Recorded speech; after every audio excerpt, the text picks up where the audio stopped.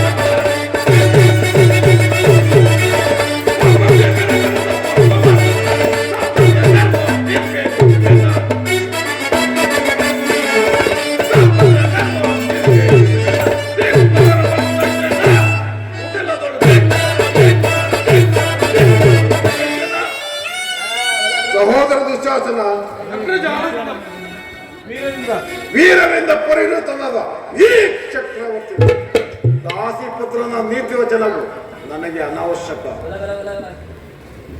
ಸಹೋದರ ದುಶ್ಯಾಸನ, ಹಿರಿಯನು ಪೂಜ್ಯನು ಎಂದು ಸಹನಿದ್ದ ಸುಮ್ಮನಿದ್ದ ಮಾತ್ರಕ್ಕೆ ರಾಜಸ್ಥಾನವೆಂಬ ಗೌರವನ್ನರಿಯದೆ ಮಾತನಾಡುತ್ತಿರುವ ಈ ವಿದುರನನ್ನು ಕೂಡಲ ಸಭೆ ನಾಟಕ್ಕೆ ದೂಡಿದೆ. ಎಲ್ಲವೋ ವಿದುರ, ಅಣ್ಣನ ವಿರುದ್ಧ ಮಾತುಗಳನ್ನಾಡಿ ಅರಸುತನಕ್ಕೆ ಧಕ್ಕೆ ತಂದೊಟ್ಟಿವೆ ಆ ದ್ರೋಹಿ. ಈಗಿಂದೀಗಲೇ ಸಭೆಯಿಂದ ಆಚೆಗೆ ಹೊರಟರೆ ಸರಿ, ಇಲ್ಲನಾದರೆ ನನ್ನ ಗಡಾ ದಂಡದಿಂದ ಅಪ್ಪಳಿಸಿಬಿಟ್ಟೆ. ಬಲವಂತನಾದ ನಿನಗೆ ನ್ಯಾಯ ಓದಿರು ಅಥವಾ ನ್ಯಾಯಕ್ಕೆ ತೊಗೊಂಡಿರೋದಿಲ್ಲ. ನನ್ನನ್ನು ಸಭೆಯಿಂದ ಹೊರದೂಡುವಷ್ಟು ಸಾಮರ್ಥ್ಯ ಉಂಟಾಗಿದೆ. ಛೇ ಅವಿವೇಕಿ, ಕೇಳು, ನೀನು ಇಷ್ಟೇ ಯೋಗ್ಯನಾದರೂ ನನಗೆ ತಿಳಿದಿರುವ ನ್ಯಾಯ ನೀತಿಯನ್ನು ಹೇಳಿಯೇ ತೀರಬೇಕು. ಭಗವಂತನಾದ ಶ್ರೀಕೃಷ್ಣ ಪರಮಾತ್ಮನನ್ನು ಜರಿದಾಡುತ್ತೇನೆ, ನನಗೆ ತಿಳಿದು ಹೋಗಬಾರದು. ಕೇಳು, ಹಿಂದೆ ದ್ರೌಪದಿಯ ವಸ್ತ್ರಾಪರಣ ಕಾಲದಲ್ಲಿ ಭೀಮನು ಮಾಡಿದ ಪ್ರತಿಜ್ಞೆಯಂತೆ ನಿನ್ನ ತೊಡೆಯನ್ನು ಪ್ರಹಾರಿಸಿ ಕೊಲ್ಲುವಾಗ ತಡೆಯಬೇಕೆಂದು ಇಟ್ಟಿದ್ದ ಈ ಸರ್ವೋತ್ತಮವಾದ ಬಿಲ್ಲನ್ನು ಈಗಲೇ ಮೃದು ಬಿಸಾಡುವುದು. ಇದರಂತೆ ನಾಶವಾಗುವ ವಂಚಕ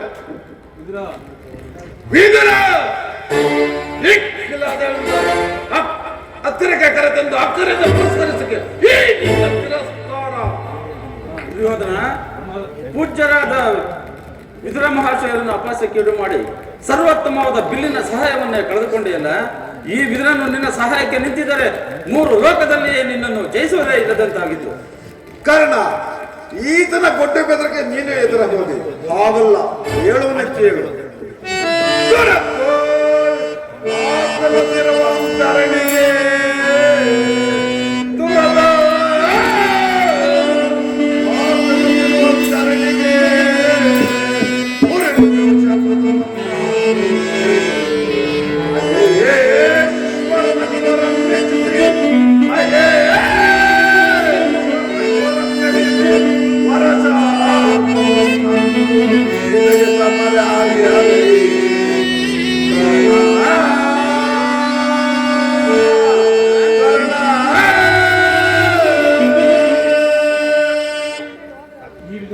ಈ ವಿದರನ್ನು ಎಂದು ತಾನೇ ಬಿಲ್ಲನ್ನು ಹಿಡಿದು ಯುದ್ಧ ಮಾಡುವ ನೀನೇನಾದ್ರು ನೋಡಿರುವೆಯ? ಈತನ ಬಿಲ್ಲಿಂದ ಹಾಕತಕ್ಕ ಸಹಾಯವೇನು? ಆಗಲಿ ಬಿಡು. ಈಗ ಎಲ್ಲರೂ ಕೇಳಿ, ದೂತನಾಗಿ ಬರೆದಿರುವ ಕೃಷ್ಣನಿಗೆ ಈ ಸಭೆಯಲ್ಲಿ ಯಾರೊಬ್ಬರು ಎದ್ದು ನಿಂತು ನಮಸ್ಕರಿಸಿದ್ದೇ ಆದರೆ ಅಂತವರು ಸಭೆಯಿಂದ ಆಚೆಗೆ ಈ ಕೂಡಲೇ ಹೋಗಬೇಕಾದಿತ್ತು. ಎಚ್ಚರ. ಸಹೋದರ ದುಶ್ಯಾಸನ, ನಮ್ಮ ಸೈನ್ಯಾಧಿಕಾರಿಗಳ ಪಟ್ಟಿಗಳನ್ನು ಸಿದ್ಧಪಡಿಸುವಂತೆ ಹೇಳಿದಿನಲ್ಲ, ಅದು ಸಿದ್ಧವಿರುವುದೇ? ಸಿದ್ಧ ಇರುವುದು. ಎಲ್ಲಿ? ಅದನ್ನು ಕೊಡು. ಇದು ತೆಗೆದುಕೊಳ್ಳಿ. ಆ ಬಲ್ಲಕೃಷ್ಣನ ಇಲ್ಲಿಗೆ ಬಂದಾಗ ನಾನು ಇದನ್ನೇ ನೋಡುತ್ತಾ ಕುಳಿತುಕೊಳ್ಳುವೆನು.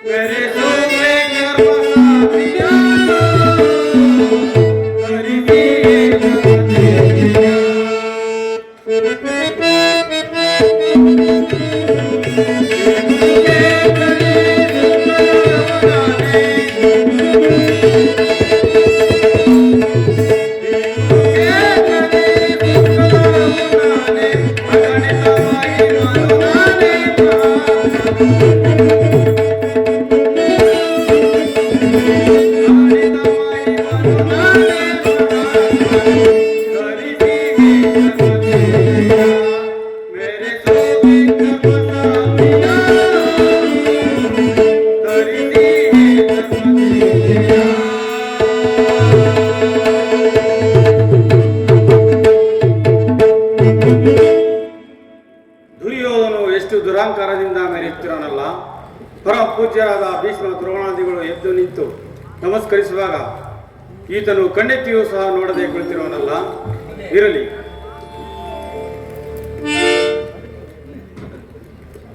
ನನ್ನ ಪಾದದಿಂದ ಭೂಮಿಯಲ್ಲಿ ಮಟ್ಟಿ ತಾನಾಗಿಯೇ ಬಂದು ನಮಸ್ಕರಿಸುವಂತೆ ಮಾಡುವನು.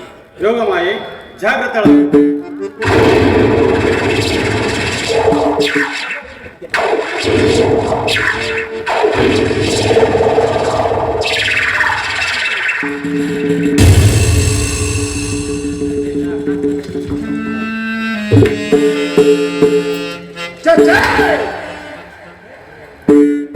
ದುರ್ಯೋಧನ, ದೂತನಾಗಿ ಬಂದಿರುವ ನನ್ನ ಪಾದಗಳನ್ನು ನಮಸ್ಕರಿಸುವುದೇ?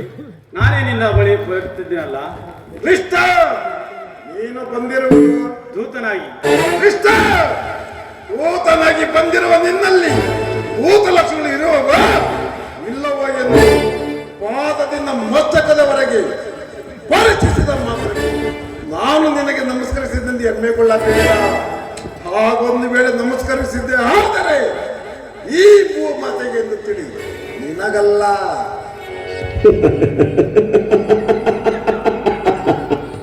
ಬಾ ಬಾ, ಬಂದದ್ದಾಯ್ತು. ಈ ಪೀಠದಲ್ಲಿ ಕುಳಿತುಕೋ.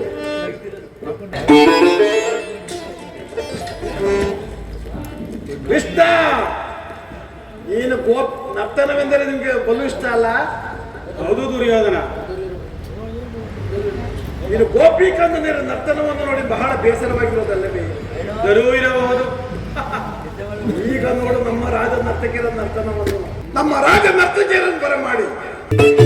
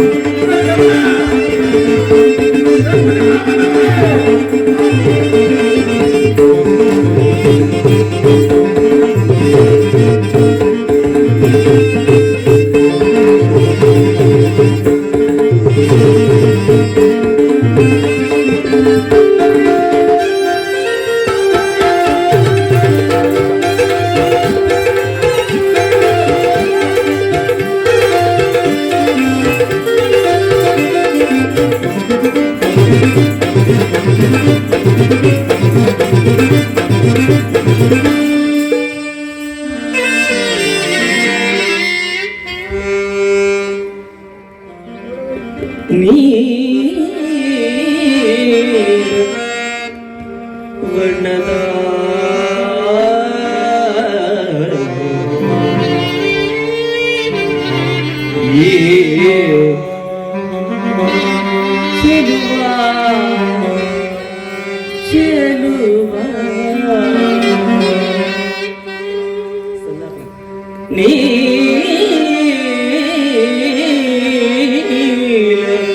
ವರ್ಣನಾ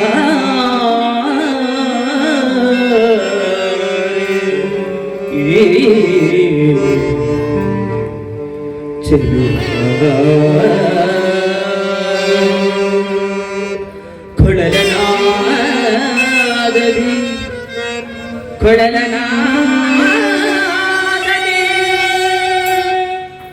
ಜಗದ ಜನನ ಮರುಳು ಬಡಿವ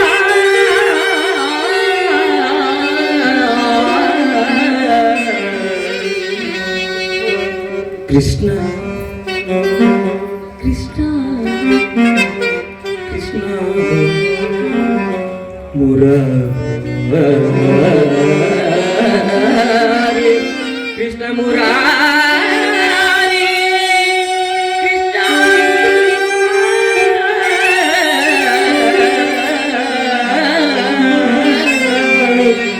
ಕೃಷ್ಣ ಕೃಷ್ಣ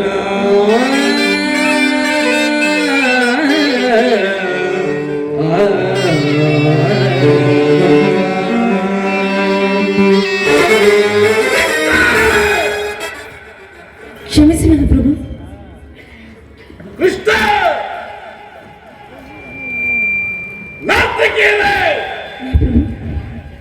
ಹೇಳಿ ಮತ್ತೊಮ್ಮೆ. ಕ್ಷಮಿಸಿ ನನ್ನ ಪ್ರಭು.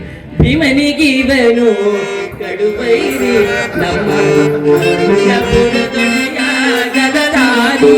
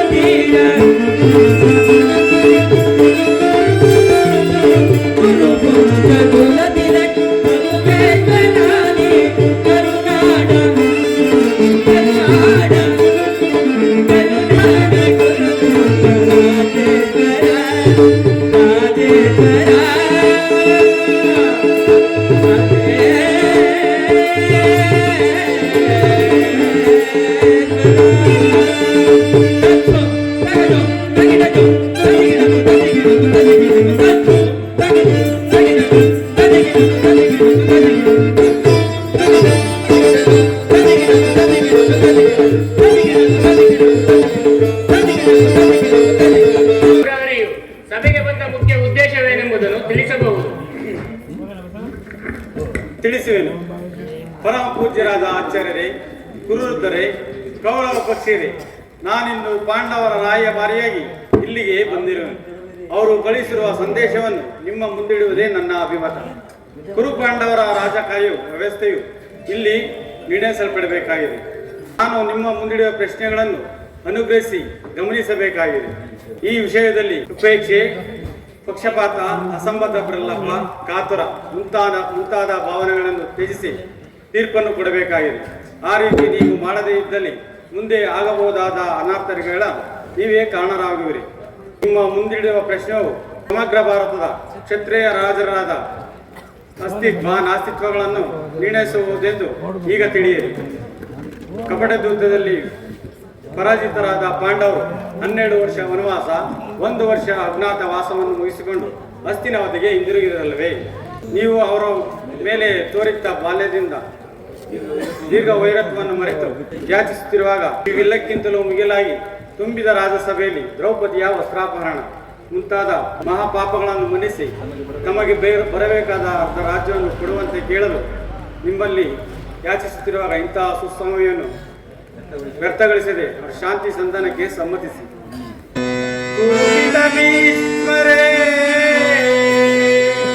ಇದು ಯಾವ ಧರ್ಮ? ಭರತ ಭೂಮಿಗೆ ಸ್ವತಂತ್ರರಾದ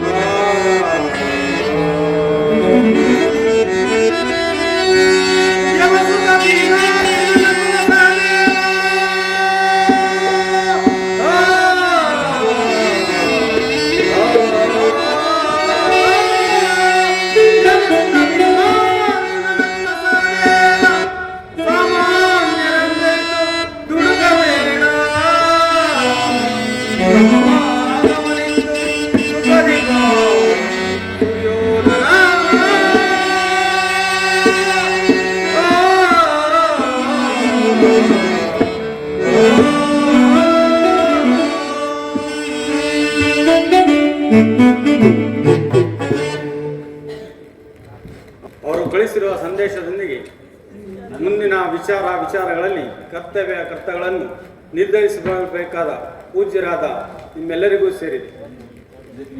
ಇದಕ್ಕೆ ನಿಮ್ಮ ಸಮ್ಮತವೇನು?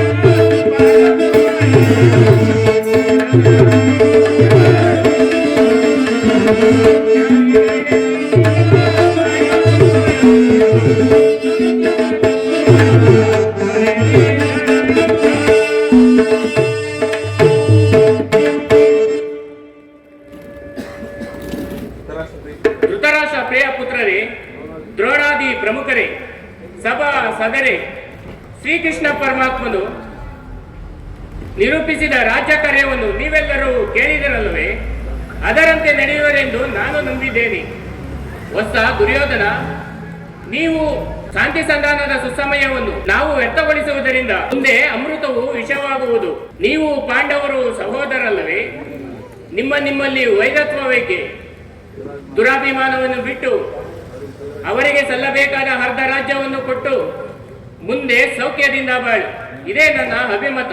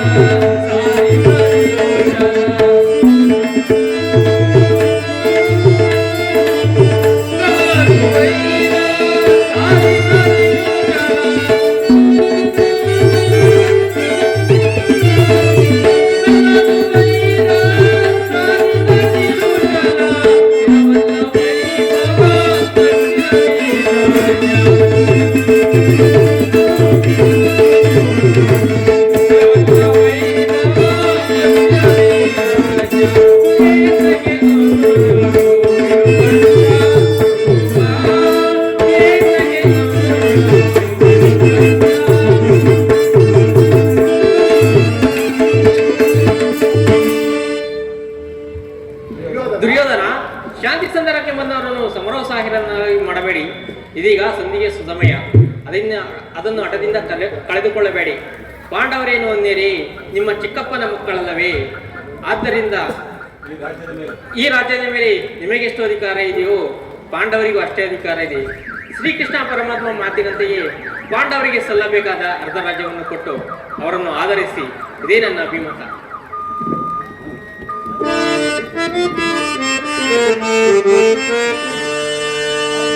ದುರ್ಯೋಧನ,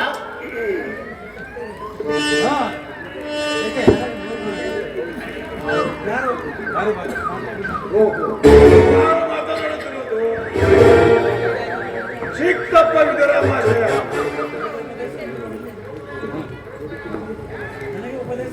ನನಗೆ ಉಪದೇಶ ಮಾಡುವುದರಲ್ಲಿ ನೀವು ಒಬ್ಬರು. ನಡೆಯಲಿ ನಿಮ್ಮ ಅರಣ್ಯ ರೋದನ. ಹೌದು ದುರ್ಯೋಧನ, ನನ್ನ ರೋದನವು ಅರಣ್ಯ ರೋದನವು.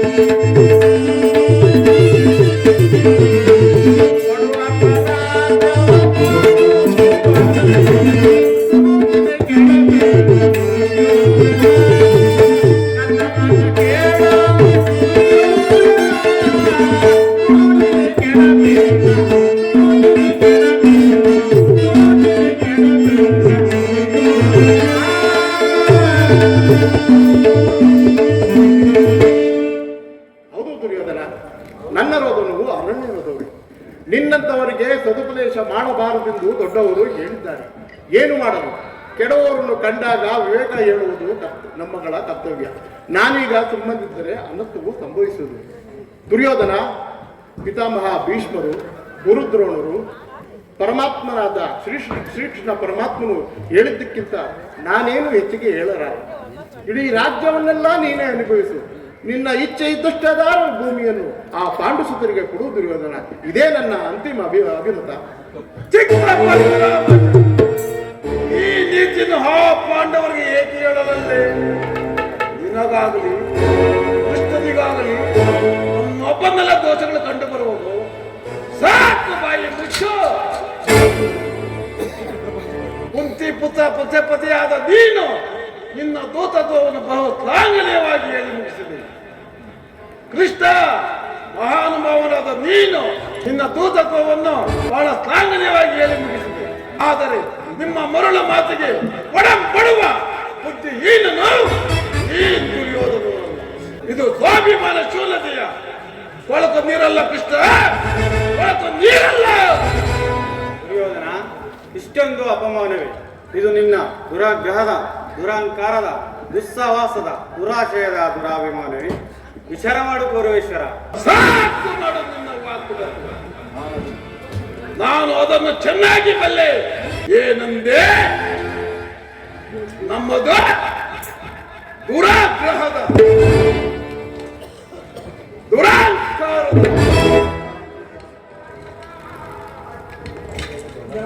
ದುರಾಶಯದ, ದುಸ್ಸಾಹಸದ, ದುರಾಶಯದ ದುರಾಭಿಮಾನವೇ.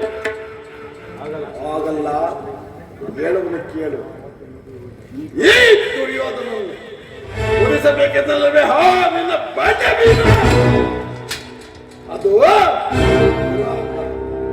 ಲೋಕೈಕ ವೀರನಾದ ನನ್ನ ಪ್ರಾಣ ಮಿತ್ರ ಕಾರಣ ಉಳಿಸಬೇಕೆಂದಲ್ಲವೇ ನಿನ್ನ ಪಾತ್ರ. ಅದು ದುರಹಂಕಾರ, ಅಭಿಮಾನ ಶೂನ್ಯತೆಯಿಂದ ನಿನ್ನಂತ ಕಪಡೆ ಸ್ನೇಹವನ್ನು ಬೆಳೆಸಿದ್ರಲ್ಲವೇ ನಿನ್ನ ಯಾಗಿ ದುಸ್ಸಾವಾಸ. ಈ ದುರ್ಯೋಧನ ದುಶ್ಶಾಸನವನ್ನು ಪುಡಿ ಪುಡಿ ಗಾಯ್ದು ಭರತ ಖಂಡದಲ್ಲಿ ತಮ್ಮ ಧ್ವಜ ಪದಕ್ಕೆ ಯೋಜನೆ ಮಾಡಿರಲ್ವೇ ಪಾಂಡವರು. ಅದು ದುರಾಭಿಮಾನ. ಹಿಂಗ್ ನಾವೇ ಸಮರ್ಥರು, ನಾವೇ ಜಯಿಸಿದರು ಹೆಮ್ಮೆ ಪಡುತ್ತಾರಲ್ಲವೇ ನಿನ್ನ ಪಾಂಡವರು. ದುರಾಶಯ ಹೆಚ್ಚೇನು ಕೃಷ್ಣ, ನೀವ್ಯಾರೇನು ಹೇಳಿದರು ಈ ಗೌರವೇಶ್ವರು ನಿರ್ಧಾರ ಚಲಿಸುವುದು, ಚಲಿಸಲಾರದು, ಚಲಿಸುವುದಿಲ್ಲ. ಸುಮ್ಮನೆ ಕಂಠ ಸೋಸಿದ ಪ್ರಯೋಜನವಿಲ್ಲ. ಅಣ್ಣನ ಮಾತುಗಳೆಲ್ಲವೂ ನನಗೊಪ್ಪಿತು. ಈ ಕುರು ಸಹೋದರದಲ್ಲಿ ಬೆತ್ತರಿಸುತ್ತಿರುವ ದ್ವೇಷ ಜಾಲವು ಇಂಥ ಬಿರುಮಾತುಗಳಿಂದ ಶಾಂತವಾಗುವುದಿಲ್ಲ ಕೃಷ್ಣ, ಶಾಂತವಾಗುವುದಿಲ್ಲ. ಪಾಂಡವರು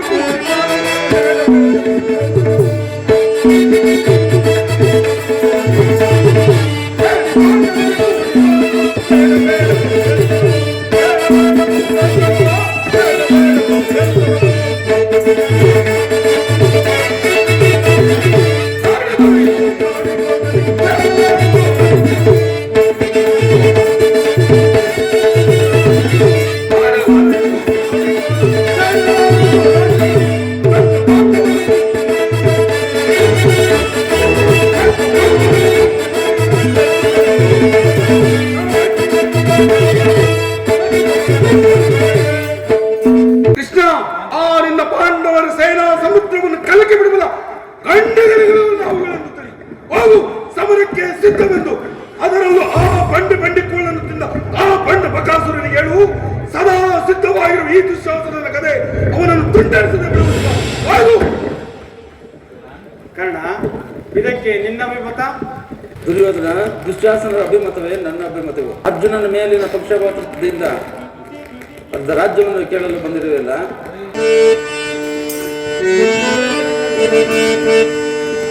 ಸಾಧನೆಗಾಗಿ ಅರ್ಧ ರಾಜ್ಯದ ನೆಪವೇ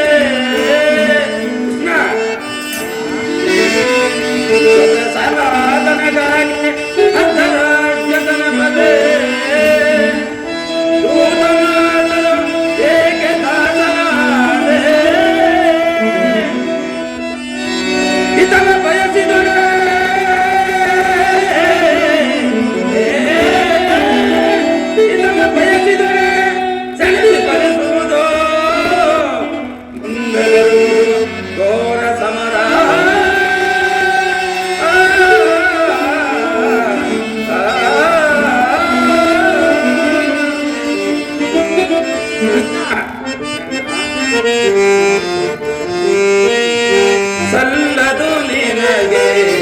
ವಲ್ಲಭನೇ ಎಲ್ಲ ವಿಷಯವ ವಲ್ಲಭನೇ ಸಲ್ಲದು ನಿನಗೆ ವಲ್ಲಭನೇ.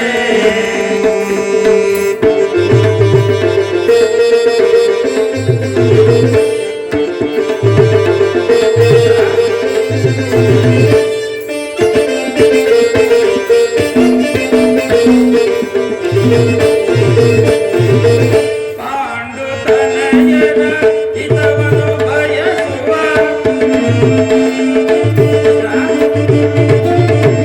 ಪಾಂಡುತನಯನ ಹಿತವನು ಬಯಸುವ ಸಂಧಿಯ ನಾಟಕವಾಡಲೆಂದು ಬಂದು ನೀನು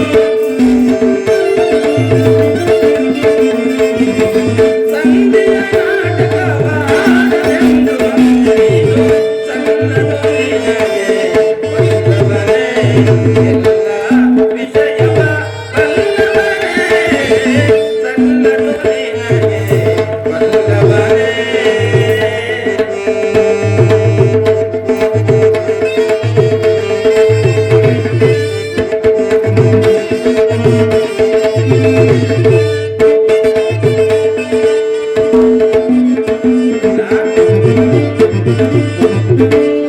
ಹಠವಂತರು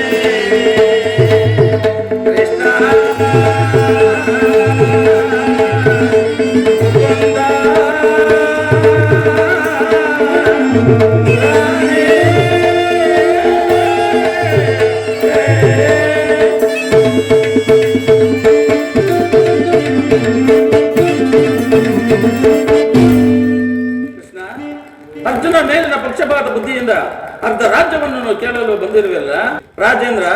ಸಂಧಿಯ ಅಂತಿಮ ಕಾಲದಲ್ಲಿ ಶಾಂತ ಬಯಸುವ ಈ ವೃದ್ಧರಿಗೆ ಸ್ವಾಭಾವಿಕವಾದದ್ದು, ನಮ್ಮಂತಹ ವೀರರಿಗಲ್ಲ. ಕಾರಣ ಪರಮಾತ್ಮ ನೀನು ಸಹ ಇವರಂತೆ ಮಾತನಾಡುತ್ತಿರುವಲ್ಲ. ಅರ್ಜುನನ ಮೇಲಿನ ವೈಯಕ್ತಿಕ ದ್ವೇಷದಿಂದ ಇಡೀ ಕ್ಷತ್ರಿಯ ಸಮೂಹವನ್ನೇ ನಾಶ ಪಡೆಯಲು ಹೊಡೆಯಲ್ಲ. ಇದು ನಿನ್ನ ಧರ್ಮಸಮ್ಮತವೇ?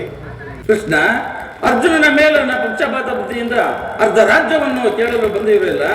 ಆ ನಿನ್ನ ಧರ್ಮಕ್ಕಿಂತ ನನ್ನ ಗೌರವೇಶ್ವರನ ತನು ಮನ ಧನಗಳನ್ನು ಅರ್ಪಿಸುವ ನನ್ನ ಧರ್ಮವೇ ಎಷ್ಟು ಮೇಲು. ಯದುಪತಿ, ಈ ನಿನ್ನ ಕೃತ್ರಿಮ ಸಂಧಾನಕ್ಕೆ ನಾನು ಖಂಡಿತ ಒಪ್ಪುವುದಿಲ್ಲ.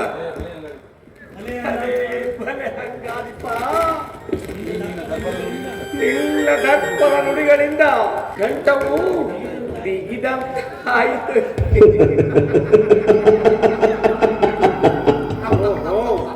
ಮದೋನ್ಮತರಾದ ನಿಮ್ಮೊಡನೆ ಮಾತನಾಡುವುದೇ ಅನುಚಿತ. ಆದರೂ ವಿಚಾರವನ್ನು ಹೇಳುವುದು ಸರ್ವೇಶ್ವರ.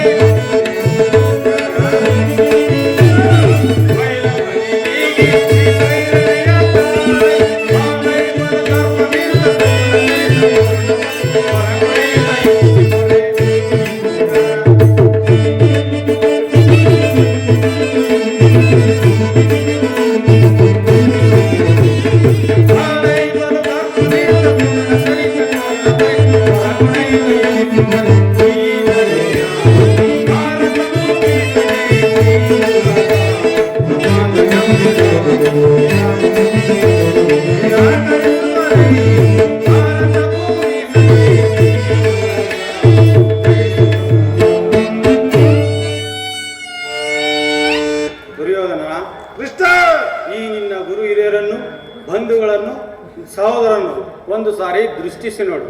ನಿನ್ನೊಬ್ಬನ ಸಲುವಾಗಿ ಇಡೀ ಕುರುಕುಲವನ್ನೇ ನಾಶ ಮಾಡಲು ಹೊರಟಿವೆಯಲ್ಲ, ಇದು ನಿನ್ನ ಧರ್ಮವೇ? ದಾನವ ವಿಜಯಿ ಯದುಪತಿ ಕೇವಲ ಪಾಂಡವರ ಸಲುವಾಗಿ ಅಲ್ಲ, ಮತ್ತಾರ ಸಲುವಾಗಿ, ನಿಮ್ಮಗಳ ಸಲುವಾಗಿ ಮುಂದೊದಗುವ ಭೀಷಣ ಯುದ್ಧವು ಮಾನವರ ಕೋಟೆಯನ್ನು ಉದ್ಧರಿಸುವ ಸಲುವಾಗಿ ಇಂದು ನಿನ್ನಲ್ಲಿ ಸಂಧಿ ಭಿಕ್ಷೆ ಬೇಡುವನು. ಭಿಕ್ಷೆ ಪ್ರದಾನ ಮಾಡುವ ಪೌರೇಶ್ವರ. ಇದರಲ್ಲಿ ನನ್ನ ಅಪರಾಧ ಏನಿದೆ? ಇದು ರಾಜ ಪಾಂಡವರ ಜೂಜಾಡಿ ಸಕಲ ಸಂಪತ್ತನ್ನು ಕಳೆದುಕೊಳ್ಳುವುದು ನನ್ನ ತಪ್ಪೇ. ಸತ್ಯ ಪರಿಪಾಲನೆಗಾಗಿ ವನವಾಸ ಅಜ್ಞಾತವಾಸವನ್ನು ಮಾಡಿದ ಅಧರ್ಮದ ಕಾರ್ಯವೇ. ವಾಸುದೇವ ಈ ವಿಸ್ತಾರವಾದ ಸಾಮ್ರಾಜ್ಯವನ್ನು ಶಾಸನ ಮಾಡಲು ಈ ದುರ್ಯೋಧನನ ಹೊರತಾಗಿ ಮತ್ಯಾರಿಂದಲೂ ಸಾಧ್ಯವಿಲ್ಲ. ಪಾಂಡವರು ಶಾಸ್ತ್ರ ಧರ್ಮವಿಹುದೇ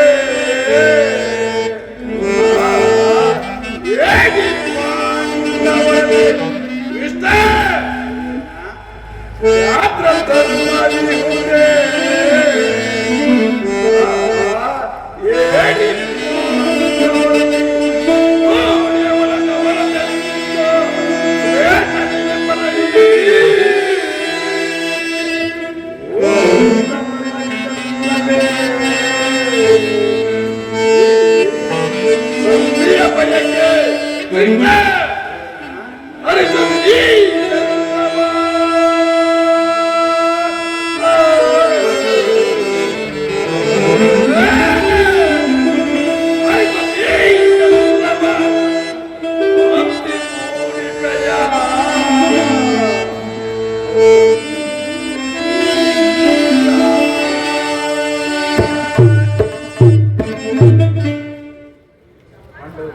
ಪಾಂಡವರು ಪಾಂಡವರು ಭಿಕ್ಷಾ ವೃತ್ತಿಯೇ ಯೋಗ್ಯವಾದ ಧರ್ಮ ಬೀರುಗಳದ ಅವರ ಕೈಯಲ್ಲಿ ಈ ವಿಫಲವಾದ ಸಾಮ್ರಾಜ್ಯವನ್ನು ಒಪ್ಪಿಸುವ ಅಪಮಾನ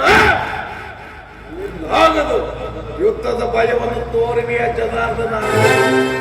ಯುದ್ಧವು ಕ್ಷತ್ರಿಯನ ಧರ್ಮ, ಭಕ್ತ, ಕಾಮ, ವಾಕ್ಸ ಜೀವನದ ಏಕಮಾತ್ರ ಸಾಧನೆ.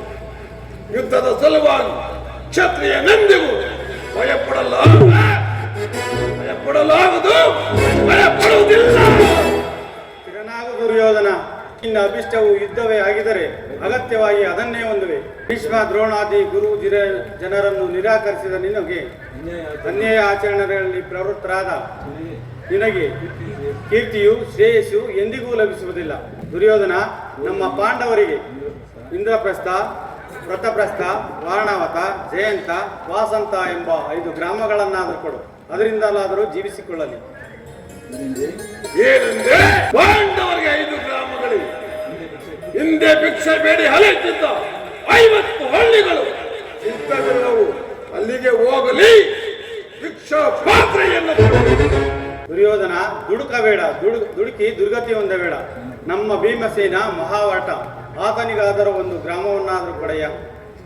ಕೃಷ್ಣ, ಒಂದು ಗ್ರಾಮವೇ, ಅದು ನಿನ್ನ ಭ್ರಮೆ. ಕೆಟ್ಟರು ಸರಿ, ಕಟ್ಟೆ ಕಡೆಯಾಗಿ ಪಟ್ಟಣಿದ ಕೆಟ್ಟಾಳು ಕೆಟ್ಟದೇ ವೀರ. ಈ ದೇಶವನ್ನು ಕಟ್ಟ ತೇಕೆ ಹಾಕಿದ್ದಕ್ಕಳಲ್ಲ ಆಗಿನ ಪಾಂಡವರ ಸತಿ. ಇದೇ ದೊಡ್ಡದು ಕೃಷ್ಣ. ಜಲವನ್ನು ಭೂತ ಪೇತಗಳೇ ಒಡೆಯದಾದ ಭೂತ ನಾಥೇಶ್ವರನಿ ಕಲಿಯಂಶದಿಂದ ನಿರ್ಮಿತದ ಈ ಕುರು ಸಾಮ್ರಾಜ್ಯ ರಕ್ತದ ಬಡವಿನಲ್ಲಿ ಕುಚ್ಚಿಕೊಂಡು ಹಸ್ತಿನಾವತಿ ಮಣಿಮುಕ್ಕುಟ ಚಂದ್ರಕುಲ ಚಕ್ರೇಶ್ವರನಾದ ನಾನು ಮಾತಾಡದ ಮಣ್ಣಲ್ಲಿ ಮಣ್ಣಿಟ್ಟು ವಾದರು. ಚೆಲವನ್ನು ಬಿಡೆ, ಎಲ್ಲವನ್ನು ಕೊಡೆ.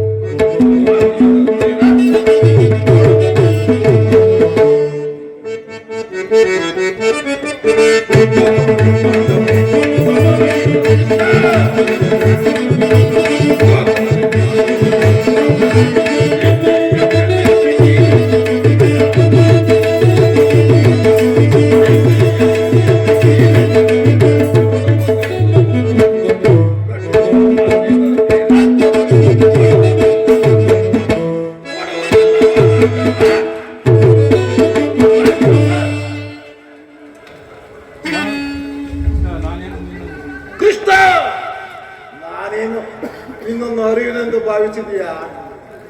ನೀನೇನು ಸಾಮಾನ್ಯದವನೇ. ಹಿಂದೆ ಬಲಿ ಚಕ್ರವರ್ತಿಯ ಬಳಿಗೆ ಹೋಗಿ 3 ಹೆಜ್ಜೆ ಭೂಮಿಯನ್ನು ದಾನವಾಗಿ ಕೇಳಿ ಪಡೆದು 1 ಹೆಜ್ಜೆಗೆ ಇಡೀ ಭೂಮಂಡಲವನ್ನೇ ಆವರಿಸಿದೆ, ಇನ್ನೊಂದು ಹೆಜ್ಜೆಗೆ ಇಡೀ ಆಕಾಶವನ್ನೇ ಆವರಿಸಿದೆ, ಮತ್ತೊಂದು ಹೆಜ್ಜೆಗೆ ಇಡಲು ಸ್ಥಳವಿಲ್ಲದೆ ಬಲಿ ಚಕ್ರವರ್ತಿಯ ಮಸ್ತಕದ ಮೇಲಿಟ್ಟು ಪಾತಾಳಕ್ಕೆ ನೀನಲ್ಲವೇ? 3 ಹೆಜ್ಜೆ ಭೂಮಿಯನ್ನು ದಾನವಾಗಿ 3 ಹೆಜ್ಜೆ ಭೂಮಿಯನ್ನು ದಾನವಾಗಿ ಕೊಟ್ಟ ಆ ಬಲಿ ಚಕ್ರವರ್ತಿ ಪಾಡೆ ಹಾಗಾದ ಮೇಲೆ ಇನ್ನು ಅವರಿಗೆ 1 ಗ್ರಾಮವನ್ನು ಕೊಟ್ಟಿದ್ದೆ. ಆದರೆ ನಮ್ಮ ಪಾಡು ಏನಾಗುವುದು ಭಾವಿಸಿದೆಯಾ? ಒಂದು ಊರಲ್ಲ, ಒಂದು ಊರಿನಲ್ಲಿ ಗೋಪಾದ ಬಿಡುವಷ್ಟು ಜಾಗದಲ್ಲಿ 1 ಸೂಜಿ ಮನೆ ಮುರಿಯುವಷ್ಟು ಜಾಗವನ್ನು ಕೊಡುವುದಿಲ್ಲ. ಸುಮ್ಮನೆ ಕಂಠ ಶೋಷಣೆ ಪ್ರಯೋಜನ ಇಲ್ಲ.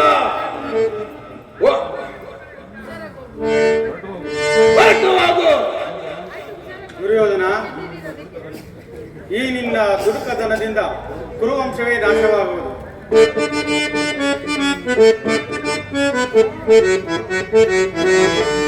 ಎಣ್ಣೆಯ ವಂಶವ ನಾಶವೆನ್ನುವ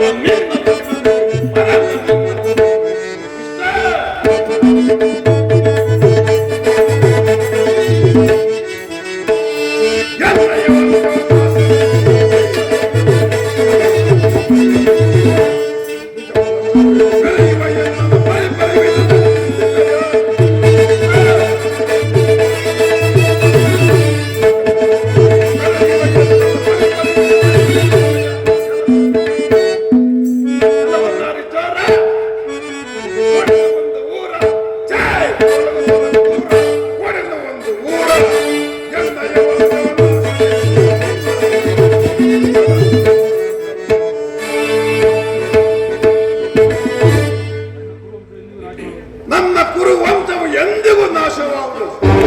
ನಿನ್ನ ಪಾಂಡವರ ವಂಶವೇ ನಾಶವೆಂದದ್ದು.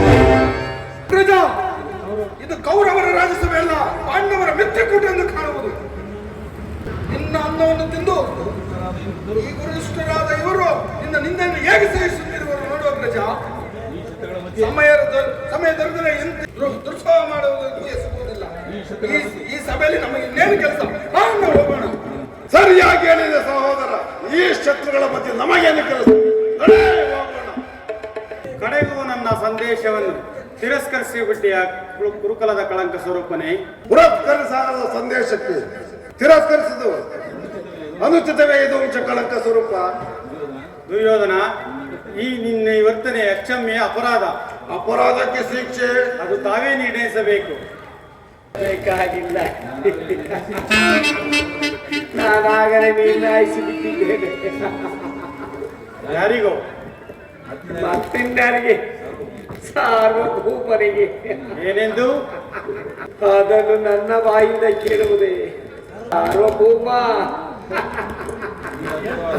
ನಿನ್ನ ಅದ್ಭುತವರ ಸತ್ಕಾರಕ್ಕೆ ಉಚಿತ ರೀತಿಯಲ್ಲಿ ಬೀಳ್ಕೊಡುವಂತೆ ಶಕುನಿ ಮಾವನವರು ನನಗಾಗಲು ಸಲಹೆಯನ್ನೆತ್ತಿದ್ದಾರೆ. ಶಕುನಿ ಮಾವನವರ ಸಲಹೆಯಿಂದ ಮೇಲೆ ಅದು ಅದ್ಭುತಕರವಾಗಿಯೇ ಇರಬೇಕು. ಅದ್ಭುತಕರವಾಗಿಯೇ ಸ್ವೀಕರಿಸುವೆನು. ಸ್ವೀಕರಿಸು ಸಹೋದರ ದುಶ್ಯಾಸನ. ತೆಗೆದುಕೋ ಈ ಹಕ್ಕವನ್ನು. ಬಂದಿದ್ದ ಕೃಷ್ಣನನ್ನು ಕತಿ ಬೇಡ ಸೂರ್ಯೋದಯನೇ ಕೋರಿ ಗಂಗೆಗಳ ಸೈರನೆ.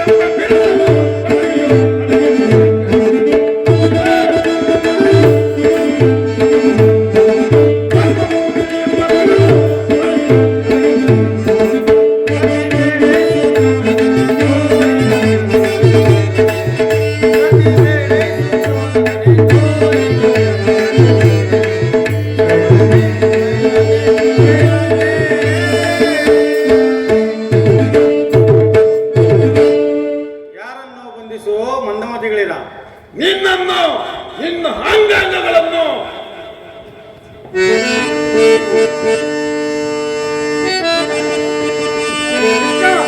ನಿನ್ನ ಅಂಗಾಂಗಗಳನ್ನು ಬಂಧಿಸಿ ನಿನ್ನ ದುಡುಕುತನಕ್ಕೆ ತಕ್ಕ ಬುದ್ಧಿಯನ್ನೇ ಕಲಿಸುತ್ತೇವೆ.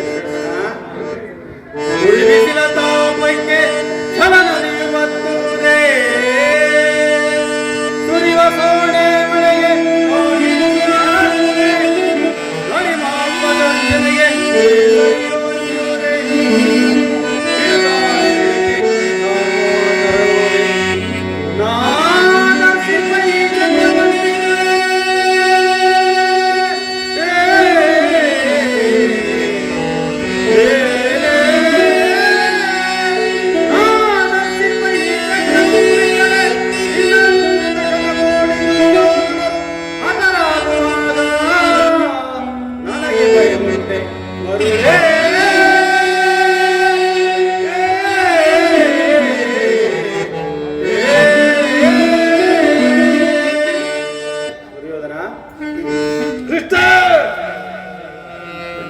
ಬಟ್ಟೆಯಿಂದ ಬೆಂಕಿಯನ್ನು, ಬೀಸಣಿಯಿಂದ ಗಾಳಿಯನ್ನು, ಮರಳಿನಿಂದ ಸಾಗರವನ್ನು ಪ್ರತಿಬಂಧಿಸಲು ಯತ್ನಿಸುವಿರಾ?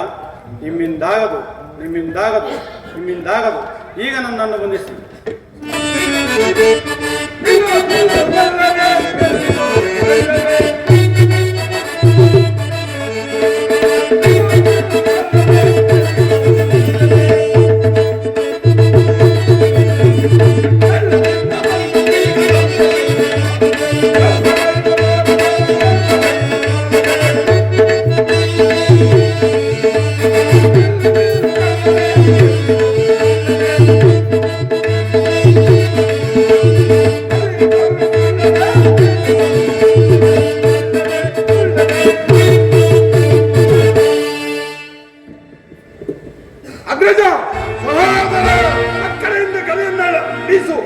ಎಂದು ಕರೆಯಲು ನಾನು